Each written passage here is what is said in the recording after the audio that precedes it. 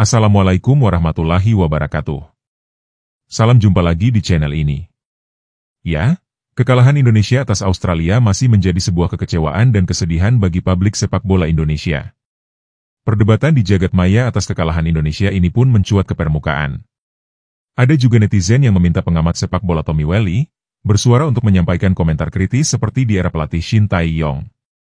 Dan sebuah televisi swasta di tanah air pun dalam salah satu acaranya bertanya pendapat Bung Towel. Baik, saya ke Bung Towel. Bung Towel, kalau misalnya dari chemistry-nya tadi udah dapat belum? Apa masih jauh? Chemistry apa? Antara pemain atau dengan tadi apa? Pola yang baru? Ini kan tim nasional. Tim nasional itu kan jeda break FIFA matchday memang nggak pernah panjang toh. Ya. Jadi mindset cara menilai kita jangan seperti pelatih di klub day by day, yang satu musim dua musim gitu loh. Jadi memang dia harus melakukan pendekatan yang sangat cepat. Itulah bedanya pelatih tim nasional dengan pelatih klub. Jadi bolehlah itu jadi alasan waktu yang sangat sebentar dia berinteraksi dengan pemain, tetapi bukan semata-mata itu juga. Bahwa terjadi perubahan taktikal, pendekatan yang berbeda, itu bukan coba-coba. Itu apa? Ya itulah gunanya perubahan pelatih. Tapi Dan kenapa yang gimana? satu diubah ke Patrick Kluivert? Karena ada ketidakpuasan kan terkait taktikal. Jadi dicarilah yang bisa mengakomodir semua taktikal Bung Towel, itu. tapi ketika sebelumnya imbang sekarang 5-1, Oke, imbang 0-0 lawan Australia September di GBK, pelatihnya Graham Arnold. Kita mainnya duduk di bawah.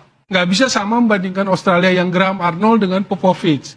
Nah, kitanya sedang berubah. Dan memang luar biasa perubahannya kalau mau dibilang istilah tadi Coach RD sangat berani. Bagaimana menilai seorang pelatih di satu momen pertandingan?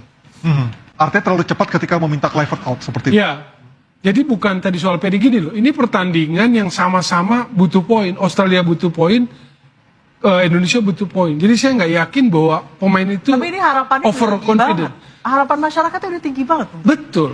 Jadi saya nggak bantah harapan itu karena pikirannya adalah masuk Piala Dunia dengan cara apapun. Kemarin udah di posisi 3 nih, terus saat ini malah jadi turun gitu. Lah makanya kan harapan itu yang sebetulnya selama ini menjadi membius kita. Saya merasa bahwa ini pemain ini bisa main dengan cara seperti itu. Yang kata Coach RD sangat berani. Saya pun mengakui garis pertahanannya di atas kok. Nggak kayak yang kemarin di bawah numpuk di depan area penalti parkir bus. Ini di atas.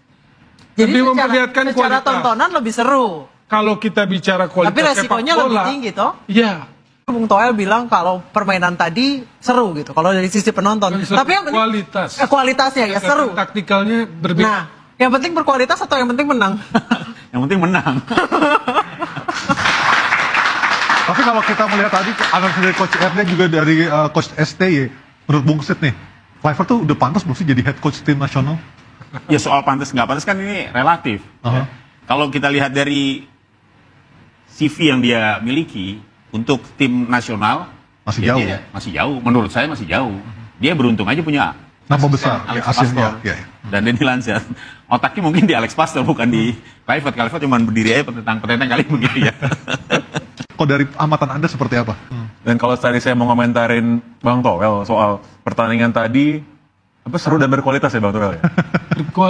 Kualitas pendekatan taktikalnya berbeda. Iya. Itu mungkin berkualitas dan seru buat orang Australia. Kalau buat orang Indonesia mungkin enggak gitu lihatnya. Makanya saya bilang, Kalah gitu. Karena kalah kalau kita soalnya. orientasi kita hasil, clear, nggak ada diskusi. No issue, no discuss, no debat. Jelek. Tapi perubahan itu adakah dari segi permainan, dari segi apa ini? Iya ada.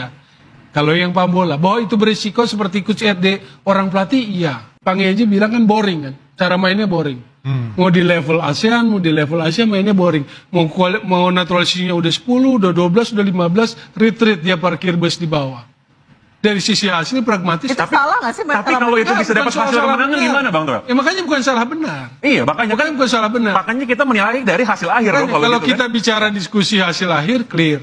Main yang monoton tuh jadi masalah nggak sih? Mas? Main yang monoton. Kalau kita ngomongin soal liga nih ya, 38 pertandingan misalnya, kan banyak pertandingan nih ya. Iya. Ya mungkin kita bisa lihat tergantung kalau kita ngukur-ngukur. Ini kayak Mas Kusi tadi bilang, ini kan tiap pertandingan final. Ya. Tiap pertandingan final gitu. Jadi yang harus ditekankan ya sebagai supporter, sebagai penonton adalah kita mau lihat timnas kita menang. Kalau caranya mungkin secara estetik tidak enak dipandang mata, pada akhirnya skor akhirnya enak dipandang mata kok. Ya, Ada juga warganet tetangga yang mengungkapkan pendapatnya atas kekalahan timnas Indonesia ini. Australia malukan timnas Indonesia. Apa benda ni? Australia kalahkan timnas Indonesia 5-1. Memang bapa. Aku rasa terkejut gila sebab first 11 yang diturunkan oleh Patrick Kluivert memang terbaik. Semua player grade A tapi kalah dengan Australia. Salah satu sebab utama kenapa Indonesia kalah dalam perlawanan ini berpunca daripada set piece. Indonesia sangat lemah dari segi set piece. Dan lagi satu, untuk perlawanan ini player dekat bahagian tengah dengan wingback memang tak ada function langsung. Untuk Indonesia, man of the match dan juga player yang bagi 100% cuma Romani sahaja. Yang lain semua main tak apa-apa. Dengan corak permainan yang teruk, tactical tak apa-apa, Patrick Kluivert patut disalahkan. Tapi pemain Indonesia jangan putus asa sebab Indonesia masih lagi ada peluang untuk mara ke peringkat seterusnya. Kan sudah cakap jangan pecat Shin Tae-yong. Apa benda ni weh? Abang sangat kaget timnas Indonesia bisa dibantai 5-1 oleh Australia. Jika kita bandingkan permainan timnas saat ini dengan pertandingan tahun lalu di GBK, perbezaan yang sangat besar guys, terutama pertahanan. 15 minit pertama Indonesia bermain bagus. Serangkaian serangan dilakukan hingga pihak Australia tidak bisa keluar dari areanya. Jay Itzes mempunyai peluang mencetak gol namun diselamatkan oleh keeper. Dan yang paling mengecewakan adalah penalti Kevin Dix yang membentur mista gawang. Setelah itu permainan Indonesia menurun guys. Blunder demi blunder amateur dilakukan oleh pemain Indonesia. Nathan memberi Australia penalti untuk gol pertama diikuti kesalahan Miss Hilgers untuk gol kedua. Sekali lagi Nathan blunder ball watching untuk gol ketiga dan setelah itu Indonesia bobol 2 gol lagi dari sepak pojok. Para pemain timnas terlihat kelelahan dan tidak fokus. Lini tengah longgar hari ini dan Tom Hay tidak bermain seperti biasanya. Serangan pula tidak memiliki chemistry. Hanya ada satu positifnya. Ole Romani adalah striker yang sangat bagus untuk Indonesia. Sayangnya pemain sekitarnya tidak perform hari ini. Seburuk apapun pertandingan hari ini, pendapat Abang Patrick Kluivert tidak bisa disalahkan. Kerana sang pelatih hanya punya waktu 2 hari untuk berlatih bersama tim. Namun yang jadi pertanyaan, apakah lebih baik Shin Tae-yong dikekalkan dulu hingga berhasil lolos ke Piala Dunia lalu dilakukan pergantian pelatih? Bagaimana pendapat kalian? Komentar di sini. Oke,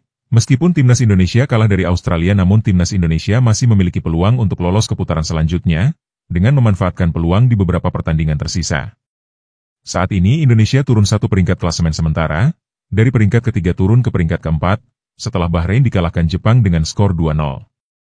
Akan tetapi peluang itu masih terbuka jika di pertandingan selanjutnya mampu mengalahkan Bahrain dan Cina di kandang sendiri, untuk menjaga asa lolos ke Piala Dunia. Dan untuk para pemain maupun supporter ayo bangkit kembali. Perjuangan belum usai dan kita harus tetap optimis untuk sebuah perjuangan. Oke, terima kasih sudah menonton video ini hingga usai.